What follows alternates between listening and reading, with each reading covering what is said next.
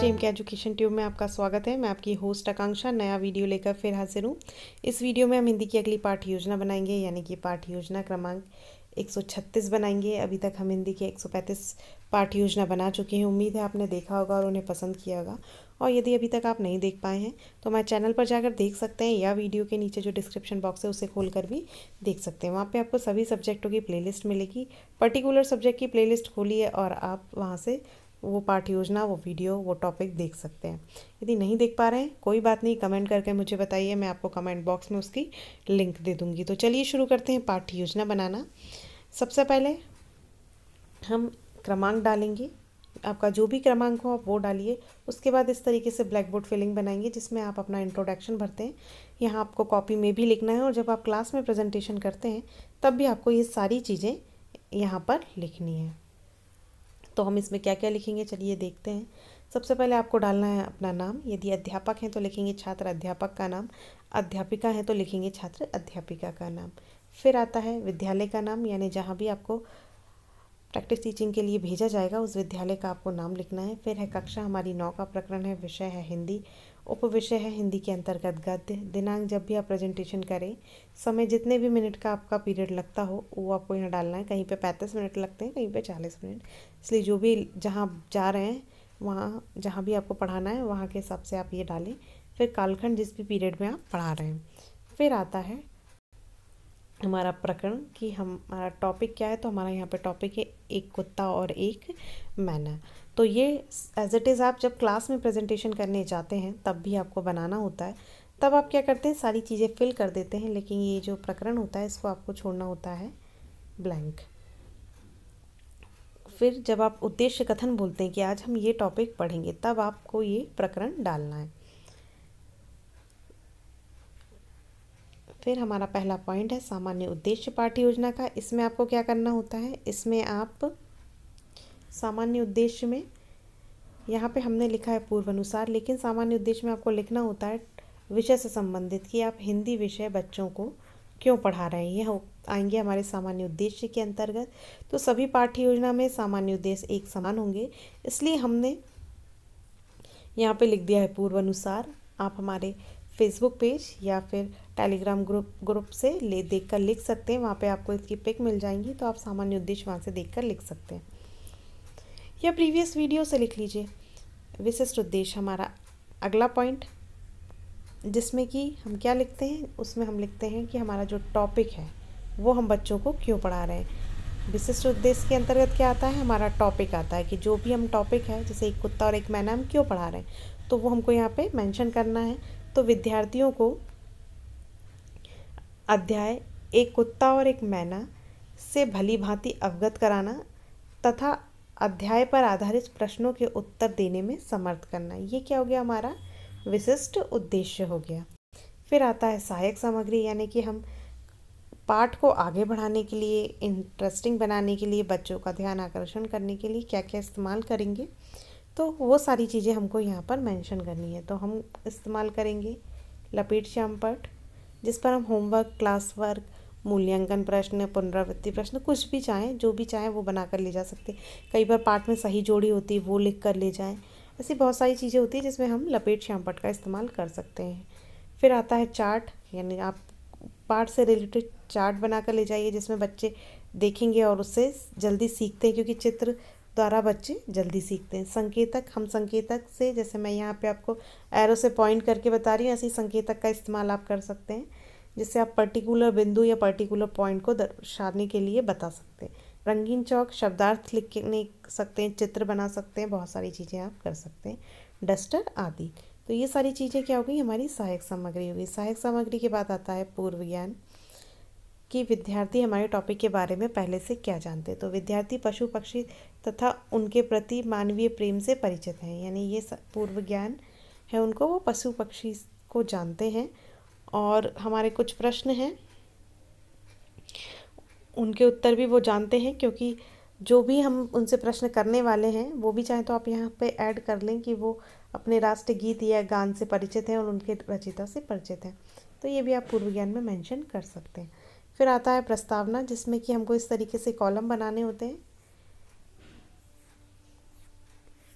जिसमें कि हम लिखते हैं क्रमांक, छात्र अध्यापिका क्रिया और विद्यार्थी क्रिया। आप इसको छात्र अध्यापिका व्यवहार और विद्यार्थी व्यवहार या छात्र अध्यापिका प्रश्न, विद्यार्थी प्रश्न भी लिख सकते हैं।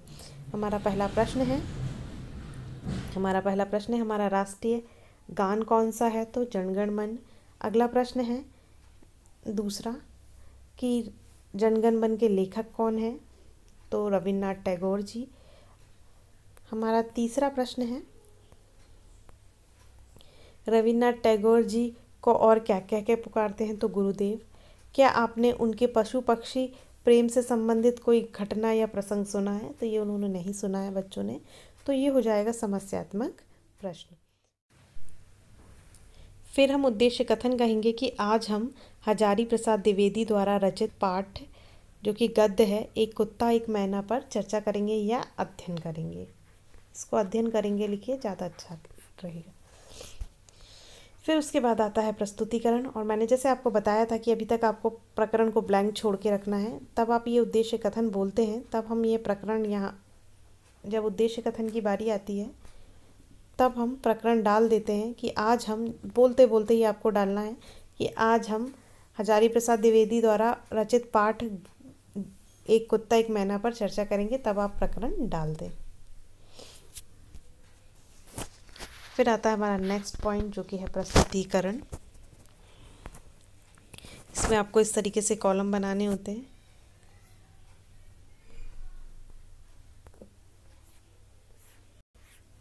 जिसमें आप शिक्षण बिंदु, छात्र अध्यापिका क्रिया या व्यवहार, शिक्षण विधि और विद्यार्थी क्रिया ये पॉइंट डालेंगे।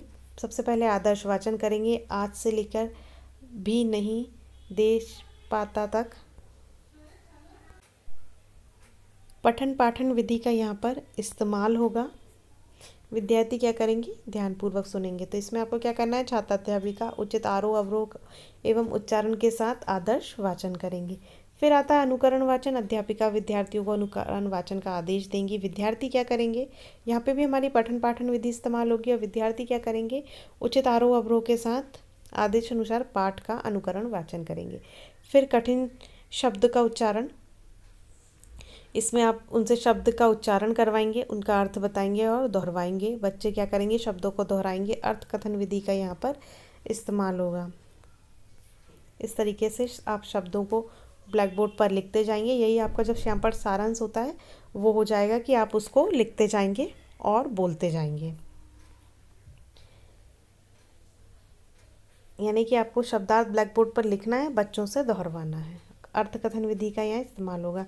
फिर हम कुछ बौद्ध प्रश्न कर लेंगे। बौद्ध प्रश्न क्या होता है, हम बीच बीच में करते हैं, यानी हमने थोड़ा टॉपिक समझाया, उसी से रिलेटेड हमने कुछ प्रश्न कर लिए।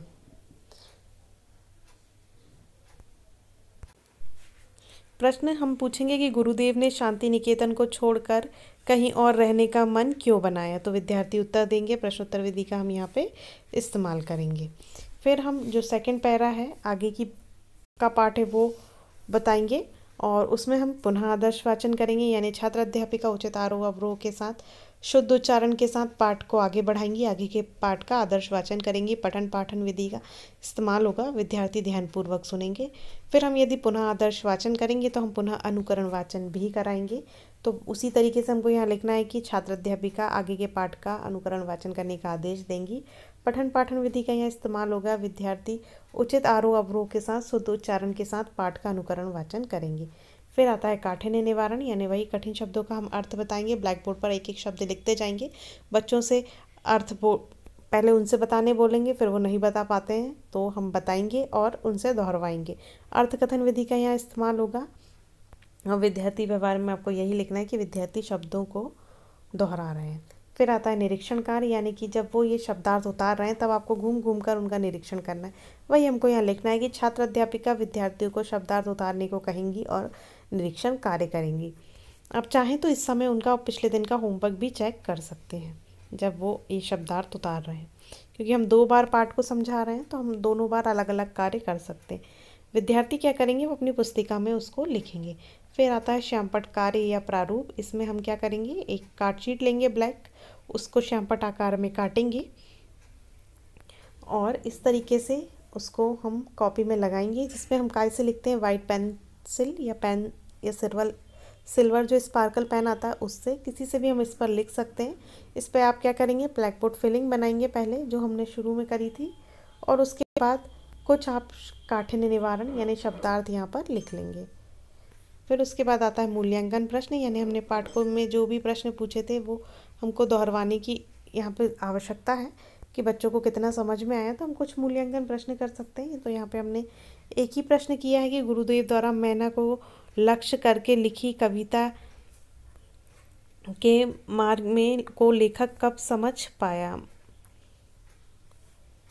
कविता के मर्म को लेखक कब समझ पाया। फिर आता है पुनरावृत्ति प्रश्न, यानी कि हम पुनरावृत्ति करा रहे हैं पाठ की, ये प्रश्न भी होते हैं या फिर हम दोहरवा रहे हैं। तो प्रस्तुत पाठ एक निबंध है। निबंध गद्य साहित्य की उत्कृष्ट विधा है जिसमें लेखक अपने भावों और विचारों को कलात्मक और लालित्यपूर्ण शैली में अभिव्यक्त करता है। इस निबंध में प्रयुक्त विशेषताएं कहाँ झलकी हैं, इन पर 4 उल्लेख कीजिए। तो ये आपको पुनरावृत्ति करवाना है बच्चों से। फिर आता है गृह कार्य। गृह कार्य में आप उनको होमवर्क देंगे कि पशु पक्षी पर लिखी कविताओं का संग्रह करें और उनके चित्रों के साथ प्रदर्शित करें। ये आपने उनको होमवर्क दे दिया है, आपको पिछले दिन का होमवर्क भी चेक करना है। फिर उसके बाद आता है परिवेक्षक टिप्पणी। यहाँ पर जो भी आपका परिवेक्षक होगा आपको टिप्पणी देकर बताएगा कि पाठ का प्रस्तुतिकरण कैसा था, अच्छा था, बुरा था, उनके सुझाव यानी आपने क्या अच्छा किया, क्या आप और अच्छा कर सकते हैं, ये सारी चीज़ें वो आपको यहाँ पर लिख कर बताएंगे। क्या बुरा किया वो भी लिखेंगे। तो ये सारी चीज़ें परिवेक्षक टिप्पणी के अंतर्गत आता है। उसके बाद आता है हस्ताक्षर का कॉलम।